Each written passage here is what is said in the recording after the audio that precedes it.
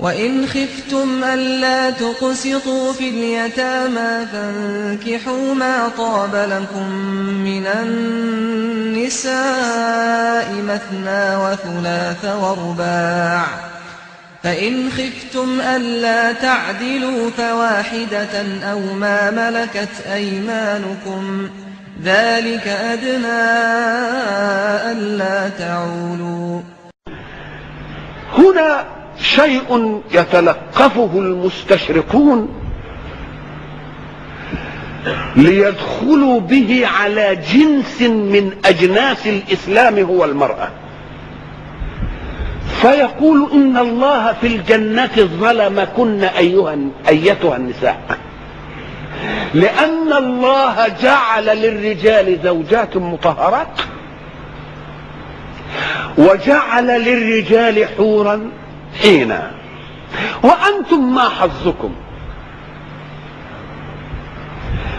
كل هذا ليثبتوا أن الله خص الذكورة بشيء من النعمة ولم يخص النساء بنعمة مماثلة لها، ودخلوا من جهة يظنون أنهم يستميلون بها المرأة ليحرضوها على الإسلام،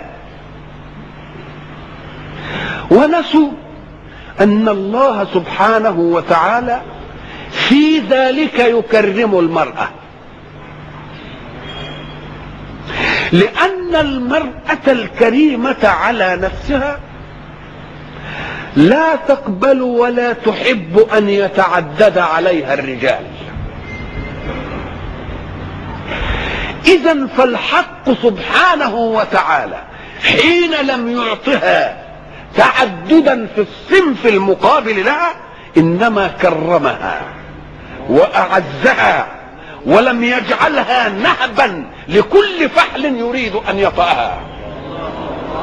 وإننا لنجد أيضا في نساء الدنيا من تسمو نفوسهن وتأبى كرامتهن حتى إذا مات زوجها أن يتعدد عليها رجل آخر ولو بما أحل الله.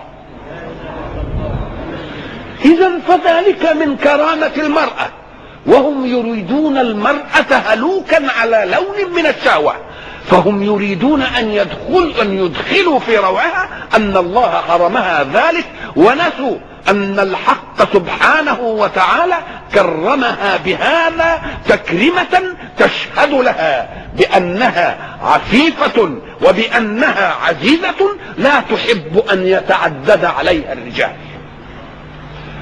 قلت لمن سألني مرة ونحن في أمريكا وقد جاء لي بهذا الاعتراض واعتراض تعدد المرأة بالنسبة للرجل وعدم تعدد الرجل بالنسبة للمرأة، عدوا النقاش إلى شيء يتعلق أيضا بالدنيا.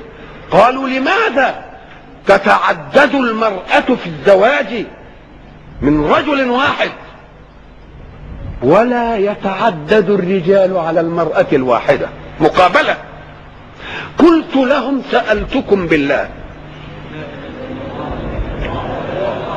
أعندكم في بلادكم إباحة للبغاء؟ قالوا هنا في بعض الولايات إباحة للبغاء. فقلت فكيف تحتاطون لصحة الناس؟ قالوا بالمباشرة الصحية، يكشف على الفتاة التي تتعرض لذلك كل أسبوع مرتين وتفاجأ بما لا حصر له ولا عد لنتأكد من سلامتها من الأمراض، لنضمن صحة المترددين عليهن. قلت نعم، كلام جميل. هل كشفتم على كل امرأة متزوجة كل أسبوع ولو مرة أو كل شهر ولو مرة؟ قالوا لا.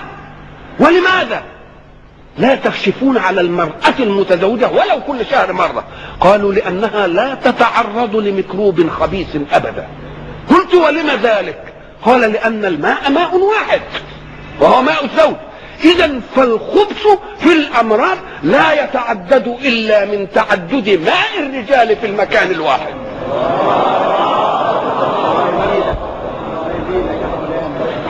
قلت إذا فصدق الله خلقه حين أباح أن تتعدد المرأة ولم يبح أن يتعدد الرجال. قلت له أجيبوني أيضا، إذا كنتم قد أرحتم الشباب بأن جعلتم لهم مكانا يريحون فيه غرائزهم، فأبحتم لنساء أن يجلسن ليتردد الشباب عليهن، أنتم صنعتم جميلا في الشباب، ولماذا لم تجعلوا مكانا يجلس فيه شبان لتأتي الفتيات لتريح نفسها أيضا من عناء الغريزة الجنسية كما أرحتم الشبان فأريحوا الشابات؟ قالوا لم يحدث ذلك أبدا. ولماذا؟ أنكم بالفطرة علمتم أن ذلك يزري بالمرأة، فلم تصنعوا هذا مع كونكم ملحدين وكافرين بالله. إذا فالفطرة السليمة لا تفكر في هذا الأمر إطلاقا، بأن يجلس شبان لتأتي فتيات ليريحن أنفسهن من عناء الغريزة.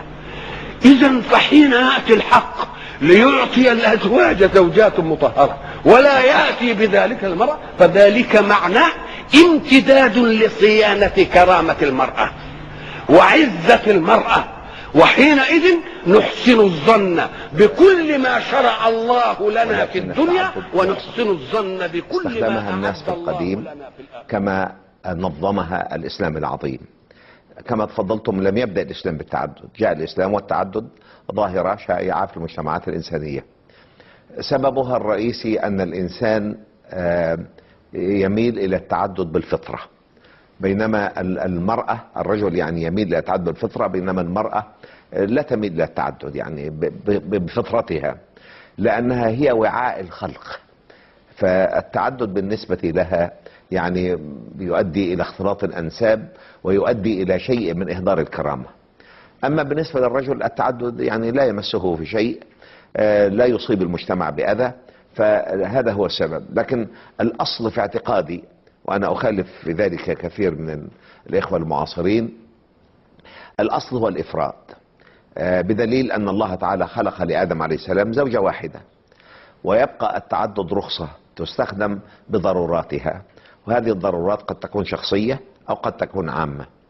قد تكون شخصية بسبب أن الرجل مثلا تزوج ولم تنجب زوجته، وهو لا يريد أن يلقي بها في الشارع يعني حفاظا على هذه العشرة، ويريد أن يكون له نسل فتزوج. تزوج ومرضت زوجته وأصبحت غير قادرة على المعاشرة الزوجية ولا يريد أن يلقي بها في الشارع، يعدد. يعني ظروف نفسية أخرى يعني قد تؤدي إلى حاجته إلى التعدد. فالرخصة موجودة، ولكن لابد من استخدامها بقدرها، لأن المرأة في المجتمع الإنساني هي النصف الأرق، وهذا النصف الأرق مش عايز أقول الأضعف، يعني يجرؤ الرجل على يعني طغيانه على حقوقها، ومن هذا الطغيان قد يضرها كالمعلقة كما يقول القرآن الكريم، وهذا لا يجوز شرعا. لكن أقول إذا عدد فعليه من العدل، خلي بالك من اللي أنا هقوله ده. فإن خفتم ألا تعدلوا فواحدة. لم ينشئه الإسلام. تقول إيه؟ ده كلام خطير ده. التعدد لم ينشئه الإسلام، وإنما جاء الإسلام والتعدد موجود في أرض الجزيرة فحدده الإسلام وقيده. كلام غالي والله. طب خلي بالك، اسمع تاني. الإسلام لم ينشئ، أي لم يبدأ الإسلام إنشاء التعدد، وإنما كان التعدد موجودا في أرض الجزيرة فجاء الإسلام فقيده وحدده. كان الرجل يتزوج 10 أو أكثر، فجاء الإسلام فحدده. قال النبي عليه الصلاة والسلام، أمر النبي الصحابة من زاد عن 4 نسوة أن يمسك 4 نسوة فقط وأن يطلق الأخريات. دير المسجد في المسجد دير المسجد. طيب الأصل الثاني، لا استنى، ده احنا دخلنا في معرعة طلعنا كده. الأصل الثاني، وخلي بالكم يا شباب والله ده كلام في غاية الأهمية. الأصل الثاني، كثير من إخواننا يتصور أن التعدد لحظات متعة زائدة في فراش الزوجية مع امرأة أخرى وفقط. كثير من إخواننا يتصور أن التعدد لحظات متعة في الفراش مع زوجة أخرى في الحلال. اعلم أن المرأة الثانية امرأة لا عواطف وشعور وقلب وأولاد وبيت، مسؤولية كبيرة، مسؤولية كبيرة. فلا تتصور أن التعدد لحظات متعة وانتهى الأمر، بل أنت أمام أمانة جديدة ومسؤولية كبيرة ستسأل عنها بين يدي الله جل وعلا. الأصل الثالث، لا يصلح للتعدد أي أحد ولا كل أحد. رجل لا يستطيع أن يؤدي واجبه الذي ألزمه الله به أمام بيته الأول، فهل يطلب من هذا أن يفتح بيتا آخر في الوقت الذي لا يستطيع فيه أن يؤدي الواجب؟ لا أقول المندوب أو المستحب، الذي لا يستطيع أن يؤدي الواجب الذي عليه لامرأته الأولى. كانت النتيجة إيه؟ إننا من ساعة ما اخترع الأدوية بتحديد النسل، وبطلوا الناس يجيبوا بالتلقائية البسيطة. يعني إيه؟ اللي يجي زي ما يجي، فبيجي متوازن حسب خلقة ربنا. ده يجيب 2 و3 بنات، وده يجيب 2 و3 صبيان، وده يجيب 2 و7 صبيان، وده يجيب 2 و7 بنات، وتلاقي كله شايل بعضي.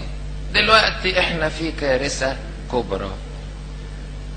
الجيل اللي بدأ معاه تحديد النسل دلوقتي ابص الاقي الكنيسة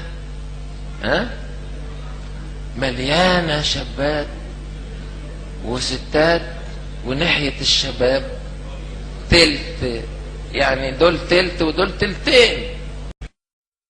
دلوقتي ابص الاقي الكنيسة مليانة شابات وستات، وناحية الشباب تلت، يعني دول تلت ودول تلتين. طب هودي البنات دول فين؟ يعني دول تلت ودول تلتين. طب هودي البنات دول فين؟ يعني دول تلت ودول تلتين. طب هودي البنات دول فين؟ وديهم فين؟ اعمل فيهم ايه؟